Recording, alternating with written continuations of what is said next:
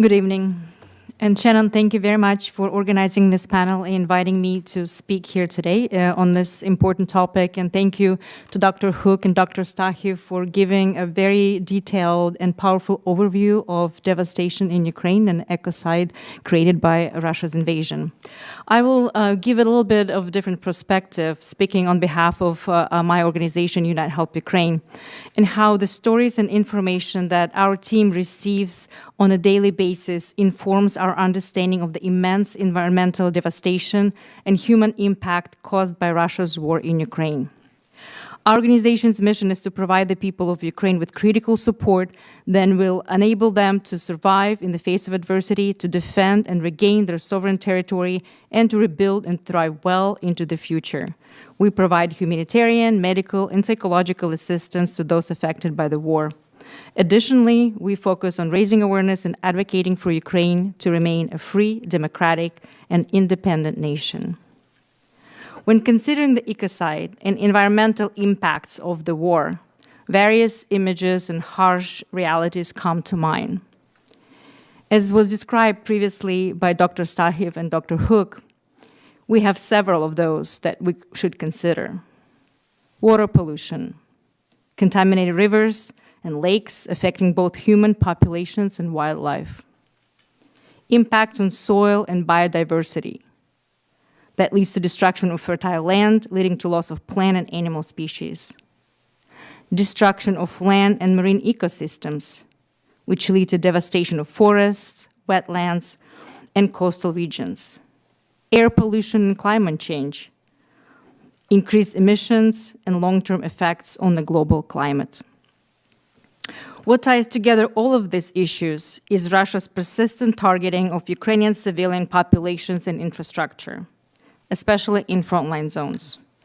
It is crucial for us to recognize that environmental destruction is directly aligned with the Russian Federation's goal to dismantle Ukraine and harm Ukrainians in every conceivable way, including through the destruction of the land and environment valued by so many Ukrainians. Allow me to discuss some of Unite Help Ukraine's programs that have identified these realities and provided innovative solutions and opportunities to combat ecocide. As a nonprofit organization continually assessing the evolving situation in Ukraine, we strive to respond promptly and adjust accordingly. One notable project born from such circumstances was our initiative in response to the destruction of the Kakhovka Dam in southern Ukraine. And we heard today about the Kakhovka Dam damage to the area in southern Ukraine.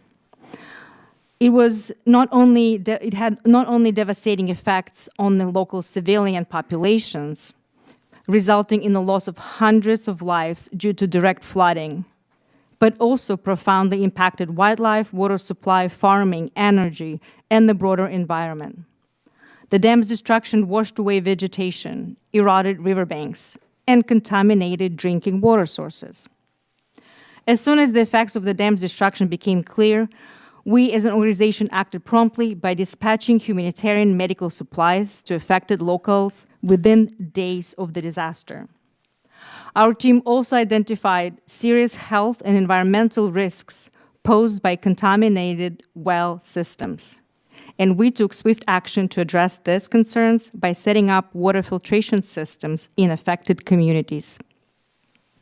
Focused primarily on rural areas in southern Ukraine, particularly in the Kherson and Dnipropetrovsk region, the Unite Help Ukraine's team installed reverse osmosis systems capable of serving between 6,000 to 12,000 people daily with clean water. Due to the proximity of the front lines and Russia's disregard for international human law, these stations must actively avoid direct targeting and destruction. Moreover, they face ongoing challenges in maintaining connection to power, given Russia's targeting of the Ukrainian power grid.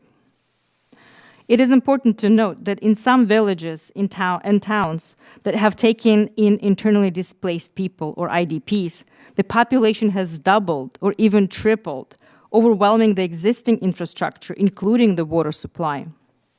This sudden population increase places significant additional strain on water resources and it exacerbates the challenges of providing clean and reliable water. However, for over a year now, the stations that we installed have successfully provided local communities near the front lines with a vital resource, access to clean water, addressing a basic necessity that many rural communities urgently require. Environmental devastation is a crucial issue for Ukrainians returning to their homes, especially for those in recently liberated territories. Many returned to find destroyed infrastructure, limited access to social services, and challenges in farming and land use. We address this issue by directly assessing people in frontline zones through a program that distributes seed packages. In 2023, we distributed over 5,000 packages containing a variety of seeds, such as tomatoes, cucumbers, and others, each package containing more than 20 different varieties of seeds. The full-scale invasion has had a profound impact on the Kharkiv region in the east, bordering Russia, where daily rocket attacks and extensive infrastructure damage have occurred. The seed program has been crucial for rural communities in this region, particularly as residents began returning after Ukrainian forces liberated occupied areas. The demand for these resources has increased significantly over the past year, with our team distributing this year, in 2024, over 12,000 seed packages. And while Kharkiv region remain a priority, recipients also include areas such as Zaporizhzhia, Sumy, Chernihiv, Dnipro, and Donetsk. Many recipients have shared with us how our project enabled them to survive through these challenging times.